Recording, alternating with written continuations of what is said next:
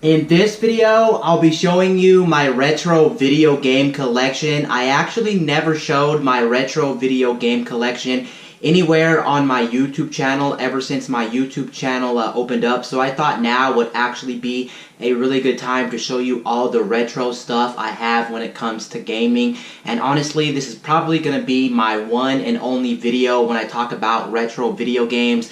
The reason being is because I really don't go out of my way to buy a retro video games, so maybe once every 5 or 6 years I'll get a hunkering to go down and play a game that's retro, and I'll go out of my way to buy a retro video game. But for the most part, I don't go out of my way to buy retro video games. Usually I collect or I buy for the current gen system, so whatever's current at the moment, that's what I usually pump the most money into. And then the generations that are previously a little bit older, I usually don't touch. So this is probably going to be my final collection for many years, and it's probably not going to change, so this will still be relevant many years down the line.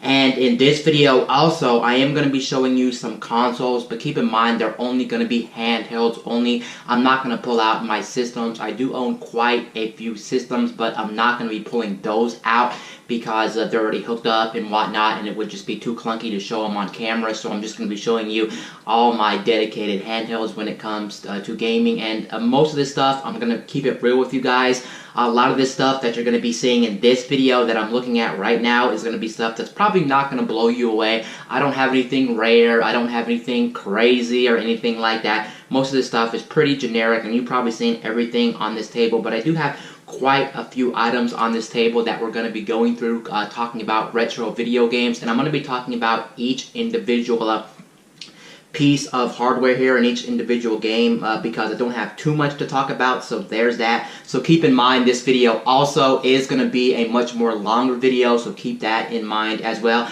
And to make this video easy, I'm going to be talking about each system's games when I'm talking about them, so I'm not going to be skipping around. So when I talk about a PSP game, I'm going to show you all my PSP games. When I talk about, like, for instance, a Game Boy, I'm going to show you all of the Game Boy games. And just for reference to know what consoles I'm going to be showing in this video, I'm actually going to be showing you the PSP, the PS2, N64, original Xbox, the Wii, Game Boy, and Game Boy Advance, and Nintendo DS, and GameCube. And that's pretty much all I have to show in this video, so you can get kind of an idea of what type of consoles I'm going to be talking about in this video. So let's go ahead and actually start off by talking about some of my dedicated handhelds when it comes to gaming. Now let's first start off with the, not really the oddball out, but let's talk about the original Sony PSP, because I do have an original Sony PSP. Here is my original Sony PSP. This is actually not my original.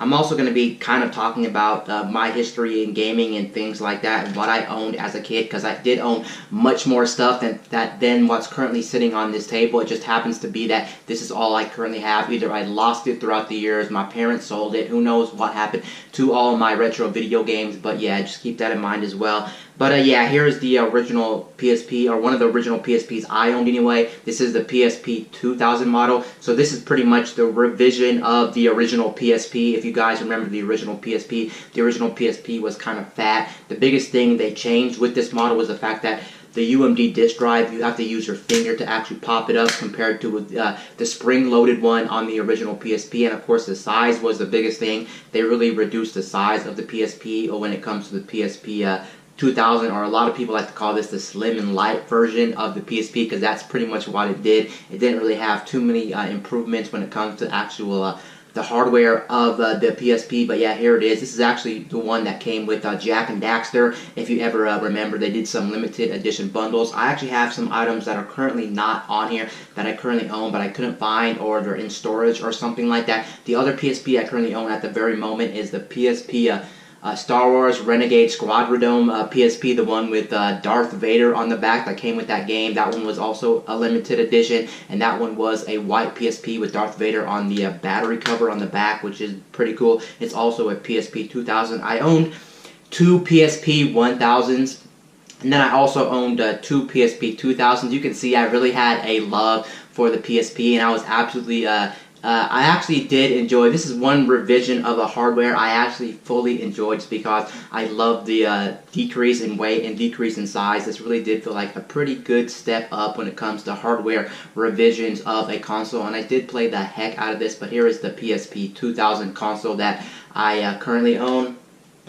Now let's go ahead and talk about some of the Game Boy stuff, our Nintendo handhelds right here. First off, I guess we'll start with the Nintendo DS. Here's my Nintendo DS. It has a sticker on it. Actually, this is not even my console. This was my sister's. My original Game Boy, my original DS. Actually, I do remember not really a crazy story or anything, but I do remember back in the day when I had my original DS. I brought it to school like most kids, and what happened was it got stolen out of my backpack. I know exactly what happened. I remember for some stupid reason I left my backpack like basically in a classroom where I went to the bathroom, and as I was going to the bathroom and came back, someone stole it from my locker and whatnot. So it was just crazy that someone actually stole my my original DS. But luckily my DS I think only had one game in it. It only had Mario Kart DS, so it was a very good thing that I guess that got stolen, because they only got a copy of Mario Kart DS.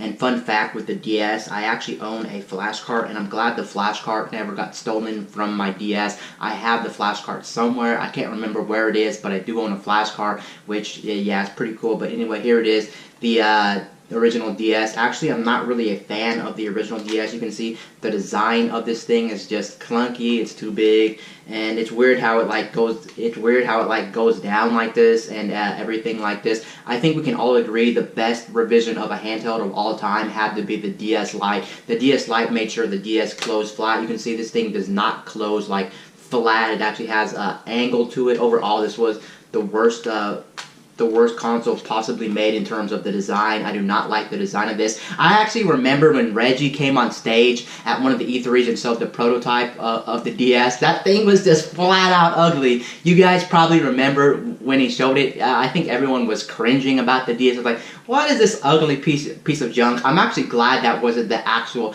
version that came out on the market, but even so, this is still not great. I did own DS Lite, and then I did own a DSi XL, but I currently don't have those, but I did own those in the past. And yes, one of my favorite consoles is the DS Lite, a really good revision of the original DS. The only downside to that console was, in my opinion, I didn't like the way the face buttons felt on that console. I always felt like the face buttons on the original DS, the DS Lite, I always thought the face buttons on the DS Lite were a little bit clunky and things like that, a little bit too mushy is basically what I'm saying. I didn't like how they pressed and everything like that, but overall, I still have to admit that was a very good revision to our hardware. The nice thing about some of the older DSs, if you can find in older DSs, they are backwards compatible with the previous generation of consoles, the Game Boy Advance. So if you do find a DS Lite or our original DS, you can play Game Boy Advance games. Later on with the DSi line, whether you're talking about the original DSi or the DSi XL, you cannot play Game Boy Advance games, so keep that in mind. So they may actually be the worst versions of the DS, just because you can't go back and play Game Boy Advance games. But then again, the DSi XL, of course, has a bigger screen to play DS games, and on top of that, it does allow you to play DSi games, which, of course, you can't play DSi games anymore because the store is actually officially shut down on that. But yeah, but there's something to take a note about there. Let's go ahead and move on. Let's actually move on to, I guess, the Game Boy Advance. I have two Game Boy Advances sitting right here. I guess I'll show you one of the more obscure ones that I don't think a lot of people actually picked up. It is the Game Boy Micro. Here is the Game Boy Micro. Fun fact, I think this Game Boy Micro actually came out during the time the DS was about to launch, or maybe the DS was already out. So you can see a lot of people did not gravitate towards the Game Boy Micro. A lot of people already had Game Boy Advances, whether you're talking about the original Game Boy Advance or whether you're talking about the Game Boy Advance SP. You can see why this thing did not sell well. And on top of this, on top of that, you do have to realize this thing also plays Game Boy Advance games. So this thing was like a one-off thing from Nintendo. They just wanted to keep the Game Boy Advance line around, and that's why they released this thing. Actually, from the name Game Boy Micro, if you're not really a collector, you might think this plays Game Boy games because it doesn't say anywhere on this that it plays Game Boy Advance games. But yes, indeed, this does play Game Boy Advance games. The cool thing about the Game Boy Advance or the Game Boy Micro is the fact that the Game Boy Micro, I know for a fact, you can take off the faceplate here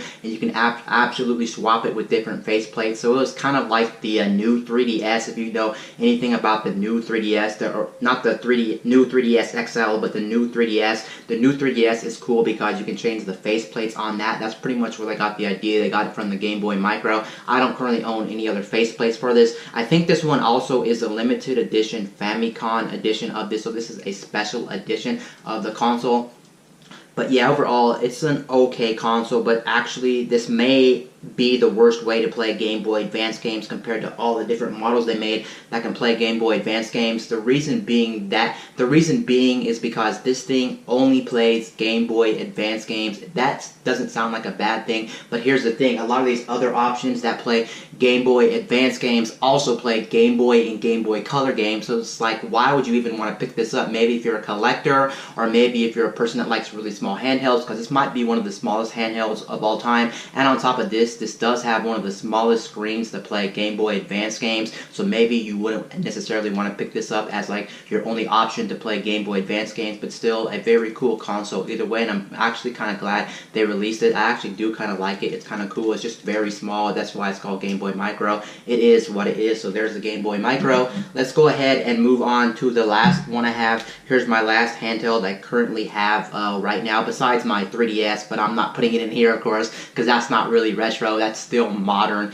today. But let's talk about this one. This one is the Game Boy Advance SP. Here is my Game Boy Advance SP, and the Game Boy Advance SP definitely probably has to be the #1 best way to play Game Boy Advance games compared to the original. They really made sure that they pretty much stepped up from the original Game Boy Advance. This one, the biggest thing compared to the original, of course, was the fact that this one does have a backlight on the Game Boy Advance, so you can play games in the dark, whereas the original, you could play them in the dark, but you had to have a snake light, which I did have the snake light, and I did use on my original Game Boy Advance. It's actually a question, do you like the Game Boy Advance or the Game Boy Advance SP? Because a lot of people say the Game Boy Advance original actually had a much more comfortable design compared to this, but you can't argue this one is the best. You can't argue this is the best version of the Game Boy Advance, period, because it's a backlight and it plays Game Boy Color games and Game Boy games, so it's fully backwards compatible with the previous generations of the Game Boy.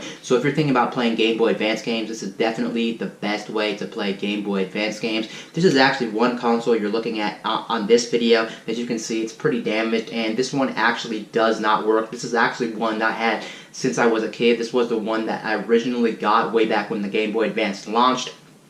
The problem with this thing is it actually got waterlogged. I still remember what happened to this console. I remember playing outside with my friends one day, and then I left it outside, and then it started raining, and then when I took it back in, it's pretty much toast. Now, the battery will still charge on here. The screen does come on, but it just does not work. It won't load the game. It has like this fuzzy stuff on the screen, so I do know for a factor it's definitely waterlogged. I definitely remember what happened to the system, but yes, Game Boy Advance SP is definitely a very cool system altogether. I had a lot of fun playing this and the Game Boy Advance. I also own the original Game Boy Advance. I know exactly what happened to that system, but yeah, very cool nonetheless, Game Boy Advance SP. And yeah, I think that's pretty much it for all my dedicated consoles. Now let's actually go into the games and start off with my games. I guess the first system I'm going to talk about right now is the PSP, so let's start off with the PSP. First game I actually own right now is Grand Theft Auto Liberty City Stories. Here is Grand Theft Auto Liberty City Stories. This is one of the few Grand Theft Auto games that are on a portable system, and this game is flat out fantastic. If you never played the Grand Theft Auto Liberty City Stories, fun fact, you can actually play this on a PS2. They actually ported it over, but I think it originally was for the PSP. This game is absolutely mind-blowing for the time. You have to keep in mind this is on the original PSP. The PSP was pretty much trying to be a portable PS2 at the time, kind of like the Vita. The Vita is kind of like a portable PS3, and that's what they were going for with the PSP. And for the time, this was mind-blowing. Actually, if you go back to this today, I can safely say this is still probably a very mind-blowing game because we don't even have a way to play modern-day Grand Theft Autos on the go. I think on iOS and Android, though, you can get some form, I think, of Grand Theft Auto, some of the Grand Theft Auto games on mobile, but for a console with dedicated controls and whatnot, this might be still the best way to play Grand Theft Auto on the go. Sure, it won't compare to things like Grand Theft Auto 5, of course not. If you play Grand Theft Auto 5 and you go back to this, it's going to seem outdated, but it's still cool. You can play a full-blown version of Grand Theft Auto on the go, and this pretty much had no compromises, which was absolutely fantastic for the time. I'm sure when a lot of people got Grand Theft Auto Liberty City Stories for the first time, they were probably blown away, and honestly, I don't blame them because it was very cool that the PSP was actually making a lot of games that were on like consoles down to portable. They weren't watered down versions or anything like that. That's what made the PSP so mind-blowing, but there it is right there. The next game I own right here is Need for Speed Underground Rivals. You can see a lot of stuff I bought for the PSP was third-party stuff. I absolutely love these third-party IPs coming to the PSP. Now this was my first time actually, because I think this was one of my original PSP games that I got with my system or around the time it came out. I remember getting this game, and this game was absolutely mind-blowing for me personally, because I remember prior to this I played Need for Speed Underground 1 or 2 back on the PS2, and those games were flat out fantastic. But what made it so mind-blowing for me personally was the fact that we had this game that I was playing on PS2, and then when I played Need for Speed Underground again for the PSP, I was mind-blown because this was, again, one of those games that was pretty much no compromise. If you played Need for Speed Underground and played the PSP version, it really did feel like you were taking Need for Speed Underground, the full-fat version, on the go. Sure, this game probably doesn't hold up physically to the PS2 version. Sure, there's probably some game modes and some other stuff that's not in this game, to be honest. Of course, those are probably still better games, but to have a lot of the assets and to have most things there compared to the PS2 versions was absolutely fantastic on the go, and it really did feel like a console experience on the go, and that's something I've never seen before. Prior to that with like Game Boy Advance, and things like this. For me personally, this was blowing my mind away. Going back to it, it may have aged a little bit bad, to be honest, now since we have the Nintendo Switch, and that's pretty much what the Nintendo Switch is, playing console quality games on the go. But yeah, Need for Speed Underground Rivals, still a very good game. I can definitely say it's still one of the best PSP racing games out there.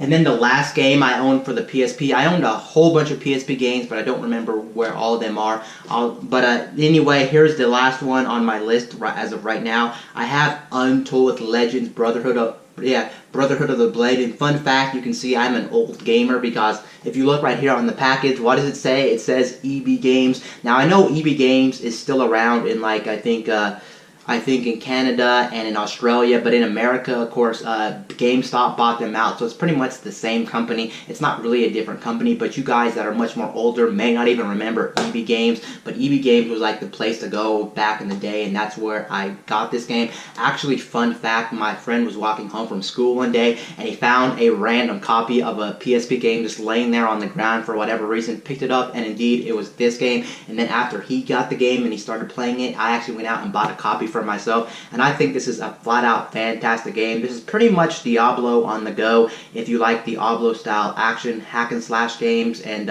leveling progression systems, of course it's probably still not better than Diablo and some other action adventure RPGs like this, but it's still a very good game on the PSP. I think this is one of the launch titles or one of those very early PSP games, but I think this game is so fun, has the different classes. It won't blow your mind or anything because it's nothing too crazy, but there it is, Untold Legends Brotherhood of the Blade. And another PSP game I currently own, but I could not remember where it was, is I own Gitaroo Man Lives. If you don't know anything about Gitaroo Man Lives is actually, in my opinion, a very good game. I actually think it might be a hidden gem because I know that game's hard to find.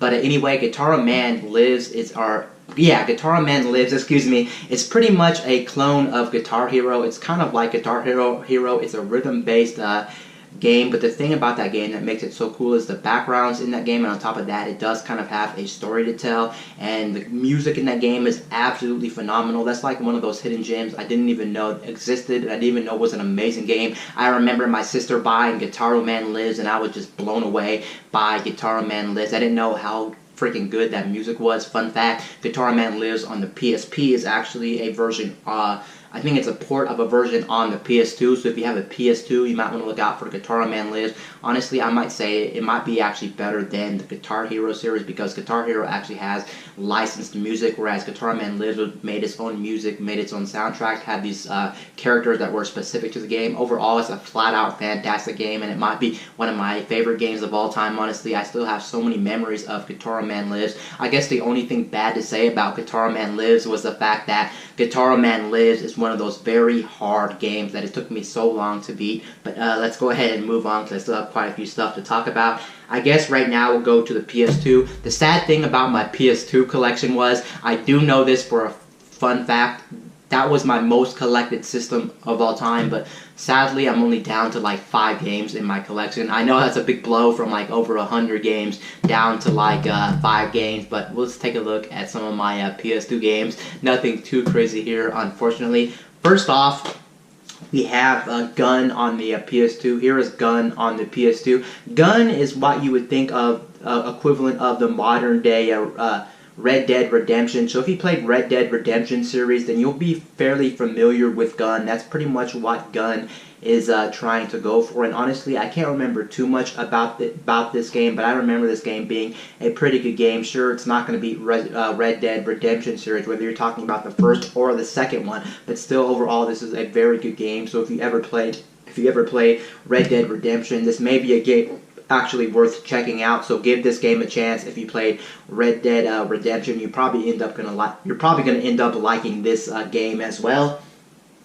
Next up, we have a very good game. Actually, I know some people don't like this game, but personally, it's a pretty good game. I never beat it, but here it is right here. I have Dark Cloud for the PS2. This is a very good RPG. If you're into RPGs, you may want to check this out. Fun fact, I actually did watch a complete speed run of this game. I think the speed run of this game is 9 or 8 hours, so it's a very long speed run, but it's very cool because every time you do the speed run, it has a lot of RPG elements. Not a lot of RPG elements, excuse me, it has a lot of RNG elements. Yes, RNG elements to the speed run, which is very cool. But yeah, this is one of those games that's either a love it or hate it situation. I know some people love Dark Cloud and some people don't love Dark Cloud, but there it is right there, Dark Cloud for the PS2. And then next up, we don't have anything great actually. We only have 2 sports games, and it's actually funny, both sports games are exactly the same. I don't know why I own 2 copies of it, but ESPN NFL football, so it is what it is. But let's go on to the next system. The next system here is the original Xbox. I'll make it quick. I only own 1 game for the original Xbox. Actually, I think I own 2. One being the original Halo, and then this one. Here is Ninja Gaiden, or Gaiden, however you want to pronounce its name. It's the modern Ninja Gaiden game, and honestly, this is a fantastic game. Only problem with this game is very difficult. You guys know the Ninja Gaiden series, whether you play it on the NES, whether you play the older PS2 Xbox versions or the 360 PS3 versions, you guys know this is a very hard series, and indeed this is no exception. I definitely could not beat this game, and I still think today I would have a very difficult time trying to beat this game, but here is the game anyway.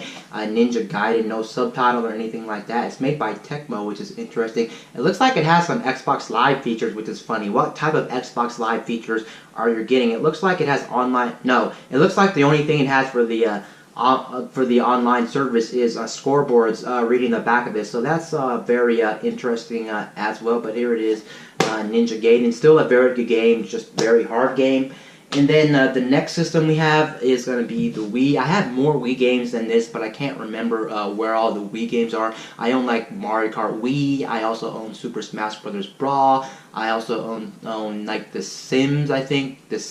My Sims, I think it's called. And then I also own Excite Bike or Excite Truck, which is one of the launch titles for the system. I own Wii Sports as well, of course. Who didn't own Wii Sports? If you bought your system around launch or even a couple years after launch, you got Wii Sports titled with it. I own Wii Sports Resort, and yeah, that's about it for that. But here's the games I currently have for the system, and they're all rhythm-based games, just to give you an example of what type of games I have for the Wii. The first one is Rock Band, Guitar Hero World Tour. The cool thing about Guitar Hero World Tour was it was trying to be, I think, the first Guitar Hero game that was trying to be like Rock Band, where you can play with different instruments. You can see, you can play the guitar, you can play the drums, and you can sing in this game. The cool thing about this game that was kind of cool for the time was the fact that you can actually make your own songs in this game, and on top of that, you can actually download other people's songs as well. Sure, they don't sound as great as the in-game tracks, I will admit, because you're limited to what you can make and what type of sounds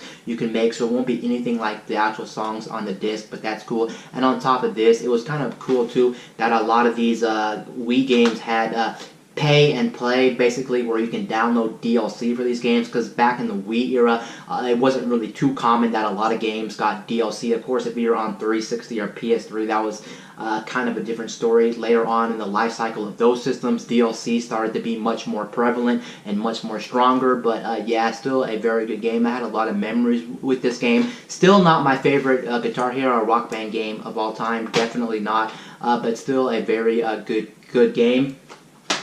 Next up, we have another Guitar Hero game. This one is Guitar Hero Aerosmith, and this one you have to be a lover of Aerosmith. Obviously, if you're not in love with Aerosmith, then this game is not going to appeal to you. Actually, I think there's like 2 or 3 songs in this game that aren't exclusively Aerosmith songs to try to break up the monotony of it being strictly an Aerosmith game. It's an okay game if you're into Aerosmith. If you're not, you're not. Just more Guitar Hero. What can I really say? I guess it really tries to bring in the nostalgia or the fan base of Aerosmith, but this is probably not the best Guitar Hero exclusive game for an exclusive band. The one that you really want, in my opinion, definitely still has to be Rock Band.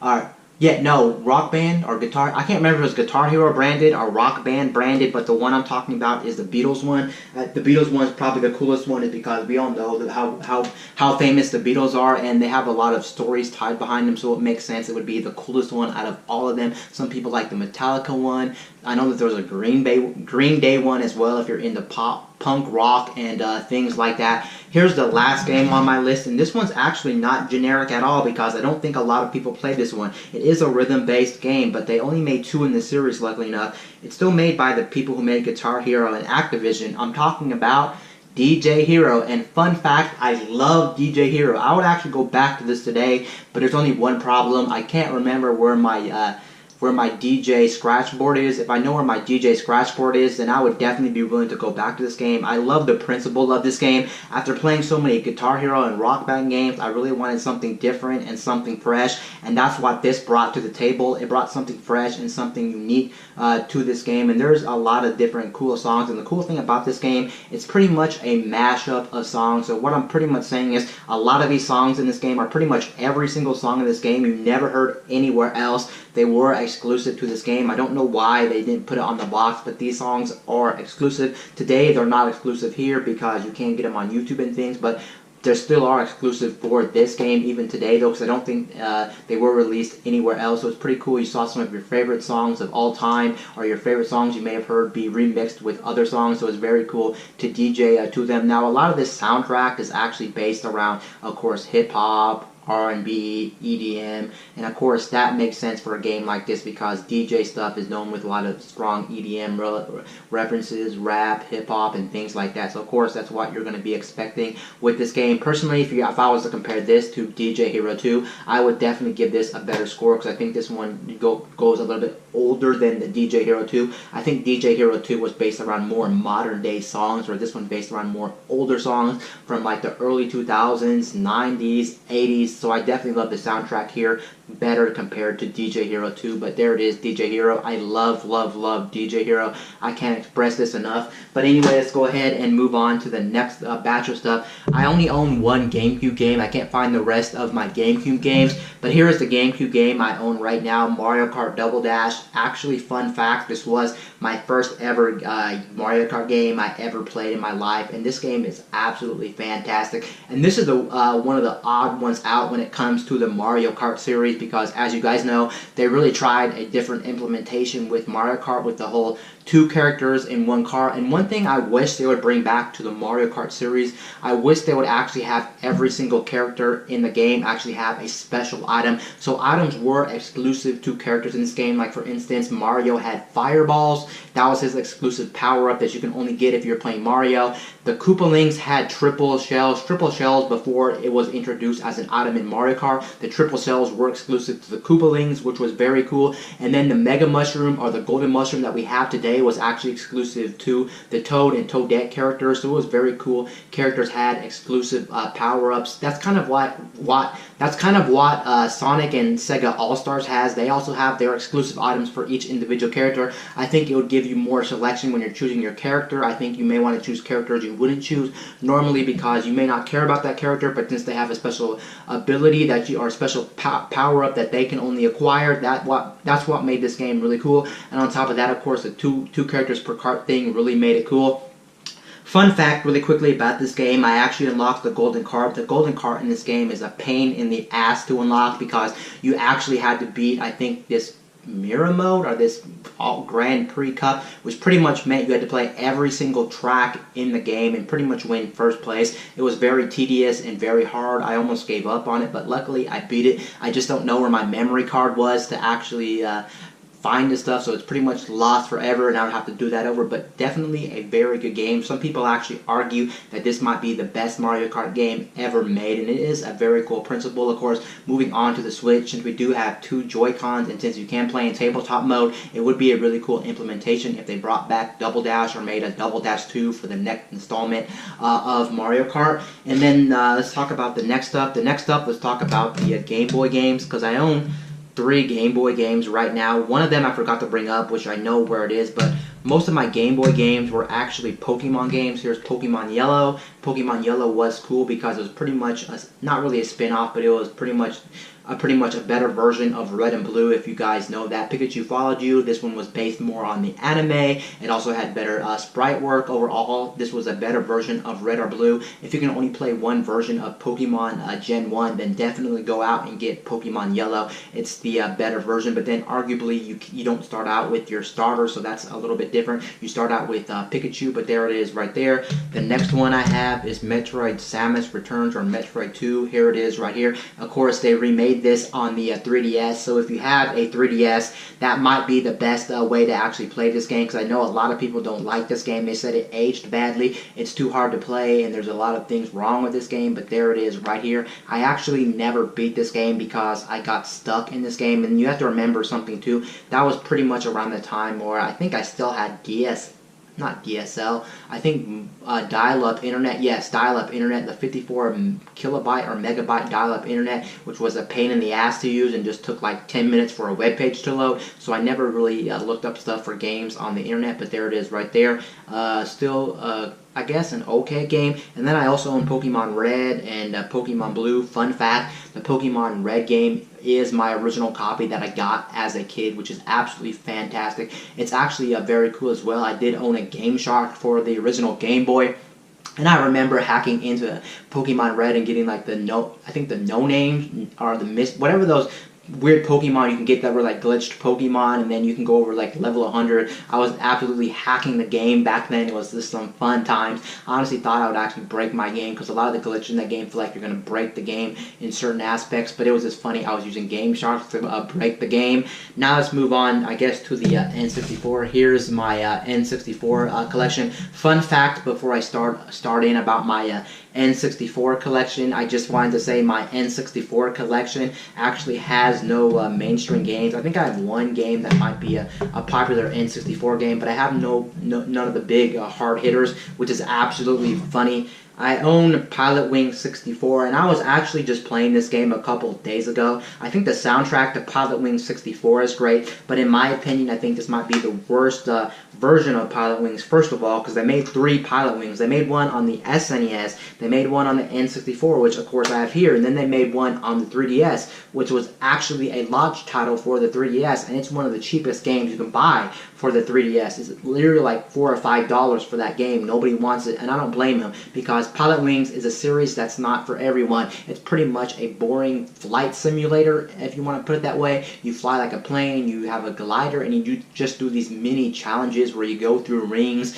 and then you land the plane, the glider, or the hovercraft, or the whatever you're using in the game. But this game actually, even though I think it aged bad because the graphics look worse than some of the other N64 games, I think this game has a flat-out fantastic soundtrack, and I was grooving to this soundtrack. The soundtrack is amazing to this game, but outside of this, it's maybe the worst version of Pilot Wings, like I said.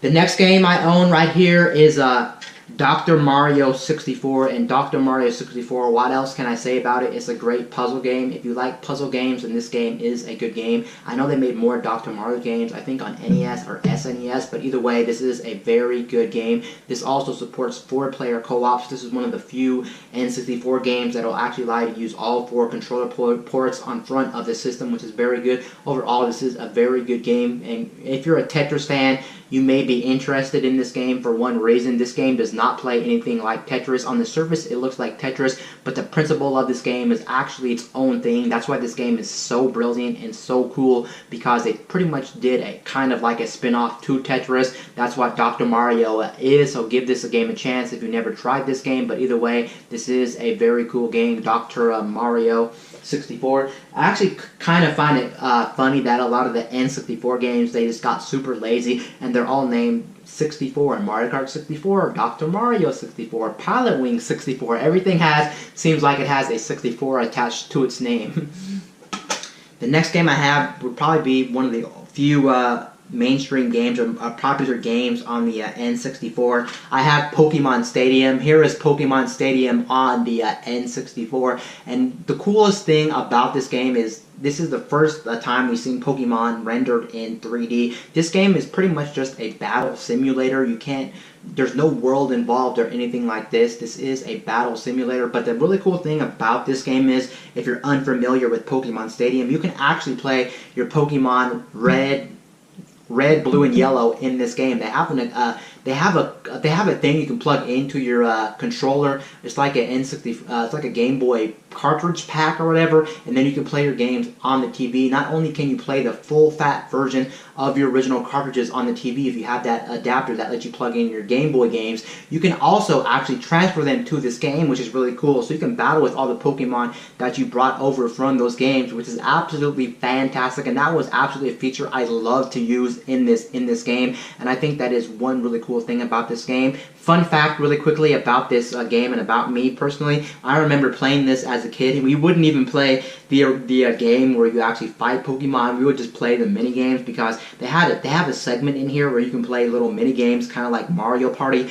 and that's pretty much all we did with this game. We played the Mario Party-esque mini games on this, so that's actually funny. For a game's main principle is the fighting mechanics, we just played the mini games all day. Fun times, but there it is, Pokemon Stadium. And then the next one we have, which is actually a game that's actually coming to Switch as we speak. It's coming in the next couple of months. I'm talking about Turok. Here is Turok on the N64. This is pretty much a first-person shooter, but it's set in like the dinosaur age, and you pretty much just go around killing these different dinosaurs and things like that. It's an okay game. What can I really say about Turok? It's kind of funny that Turok, like I said, is coming to the Switch right now, like an updated version. I think it's not just a port. I think they are going to clean up the graphics in the game. But here it is right here, Turok Raids Wars for the N64. And yes, that's pretty much all the N64 games I currently own at the moment. And then let's move on to the DS. I do own a couple of DS games right here.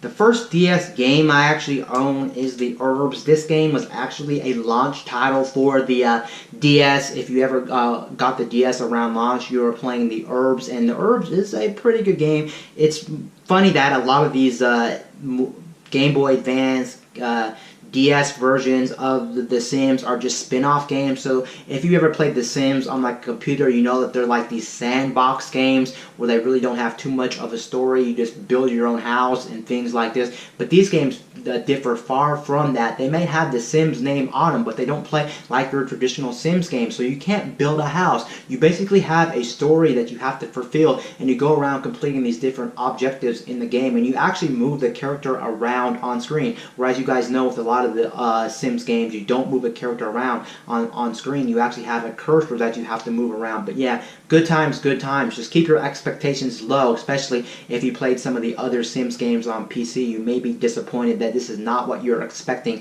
from The Sims. And then all three other games I can't comment on because they're all games that are unpopular or just really janky games. I have Dragon Booster. I think it's based off an anime. It's just a racing game as far as I remember. Just whatever. And then I also have this paintball game. You can see I have a lot of weird games on the DS because for whatever reason I bought these games in like these bins at like stores for like $5 or $10. It is what it is. A terrible game. Don't buy this game. What can I say? I'm a sucker.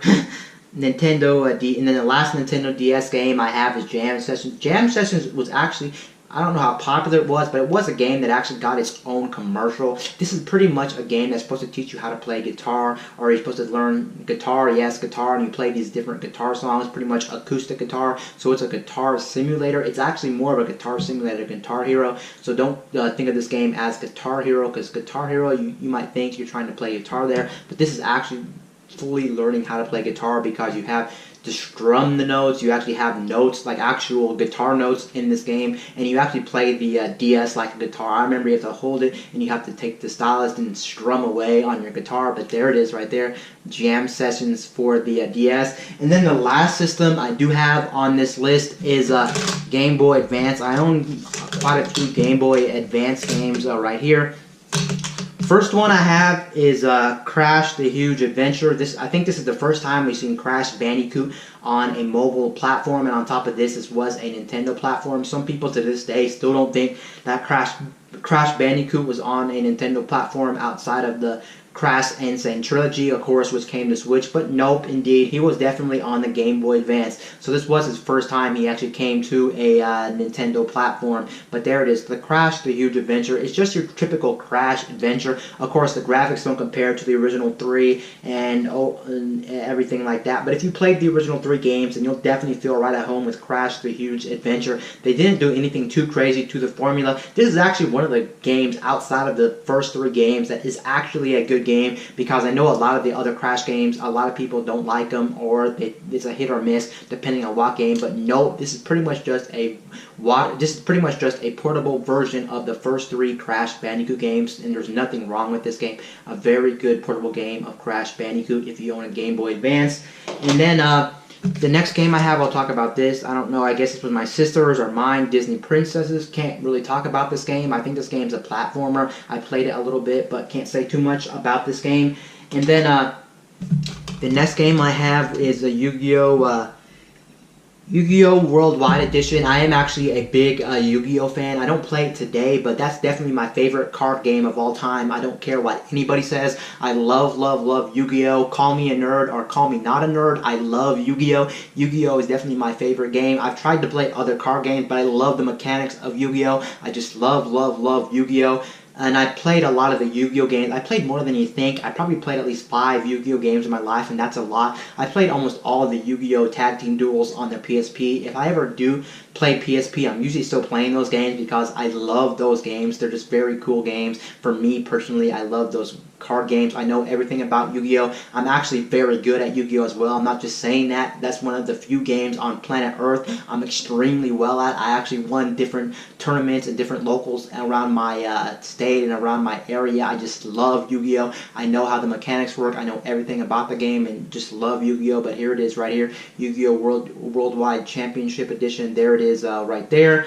And then the next 2 games on my list are Pokemon games. I own Pokemon Ruby and I own Pokemon Sapphire. These are my original copies as well. One was my sister's and one was mine. I felt like more people owned Ruby, at least where I was from. I don't know how true that is realistically, but yeah. One thing I did forget to mention too, which I do love about Pokemon, which is I think the only game in existence that does this, at least when it comes to cartridges. I love the fact, I forgot to talk about this, I love the fact that the Pokemon games were the only cartridges that were color-coded. I think during the 3DS era, they pretty much stopped doing that, which was a shame. I love the fact that they were all like clear, or not even just clear, they were color-coded, of course, going back to Pokemon Yellow and Red. The cartridges were colored, so you definitely knew what game it was. If you were searching around in a bin or whatnot, you knew they were the Pokemon games. But I love they were trying to stand out from the crowd when it comes to being their own unique cartridges, something very cool that not a lot of other companies were doing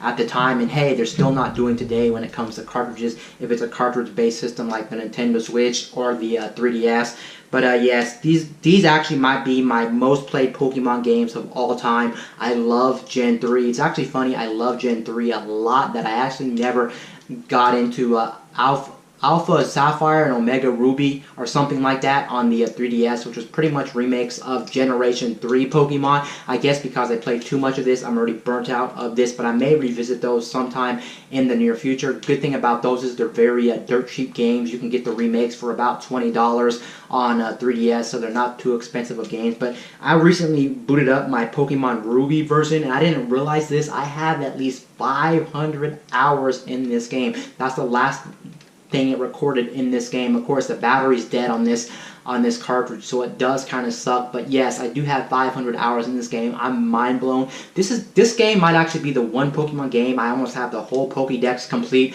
I have literally like 100 and something out of like whatever it says, so I'm only missing like 3 Pokemon. This is the most I've completed a Pokemon game. I own all the legendaries. I even have like 7 or 8 Pokemon at level 100, and you guys know how long it takes to get Pokemon to a level 100, so you can see I was very obsessed with this generation of Pokemon more than any other generation of Pokemon in my life. I love the graphics. I love the Pokemon in this region. I just love the region as a whole a lot. I guess it was just during a time in my life where I was really at the peak of my Pokemon love. I guess also another thing that makes this game kind of an interesting case for Pokemon is I know so many people in my area, whether it's my friends or just random people I talk to about Pokemon, said they dropped out of Pokemon during Pokemon Gen 3. So many people did not play Gen 3, but I don't blame them. After playing Pokemon Gen 1 and Gen 2, it's like, why would I want to play Pokemon? The formula is the same. It is what it is. I've already played this. I'm not wasting my money or my time playing this, and I honestly don't blame them, but that's my favorite gen of all time, and probably, to be honest. And then moving on, I own 3 different games. One of them is Jackie Chan Adventures. I remember this game being a beat-em-up game, and this game is an okay game, nothing too crazy. If you like beat-em-up games, you may want to give this game a chance. It's actually a quite difficult game, so keep that in mind if you're going to be playing Jackie Chan Adventure. Quite a very hard game. It's still a pretty fun game in my opinion, so check it out.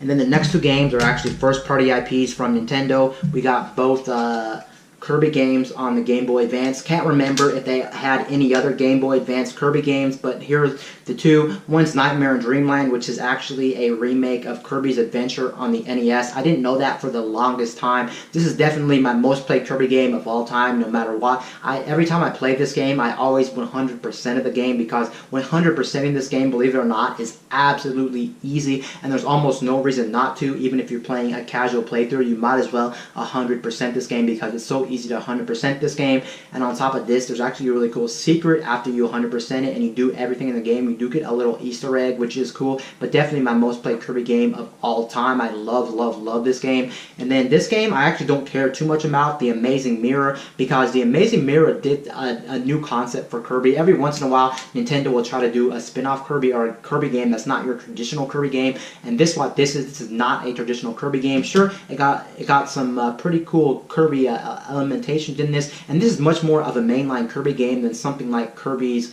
Canvas Curse or Kirby's Golf, whatever that game is. This is still much more of a traditional Kirby game than that, but this is trying to be something a little bit different than other standard Kirby games, because you have other Kirbys following you around, and you can actually call them on a cell phone. I think I don't like the way the game was structured, and I don't think I like the way the game's levels were and things like this. I think that's why this game doesn't appeal to me that much, but it's interesting. I still own this game overall, but definitely my least played Kirby game of all time. And yeah, that's pretty much every single retro game I can possibly find. Like I said again, most likely in the next 10 to 15 years, this retro collection is never going to change. I don't go out of my way to buy retro games. Every once in a while, I will buy a retro game if I'm interested in playing a game that I want to play from the past, because honestly, for me, I don't really believe in emulation, and I really don't believe in pirating games. I do want to own the games, and I will rebuy old games if I'm in the mood to play an old game, because even though the company's not making money on that game per se anymore, even if there's no way they can make money on it, I still feel really comfortable about buying old games from time to time, but I don't go out of my way. Like I said, most of the stuff I do buy today is going to be stuff for the current gen hardware, so whenever a new gen is out, I mostly just stick to that generation, and then once that generation is dead, I usually don't rebuy games for that generation. I'm being completely honest with you guys. I move on to the latest and greatest, whatever that is, in the future. But anyway, guys, Thanks for taking a look at all my retro games. I had quite a few here, and now you know what I own in terms of retro games. Anyway, guys, this is Wayne from My Tech News, signing out.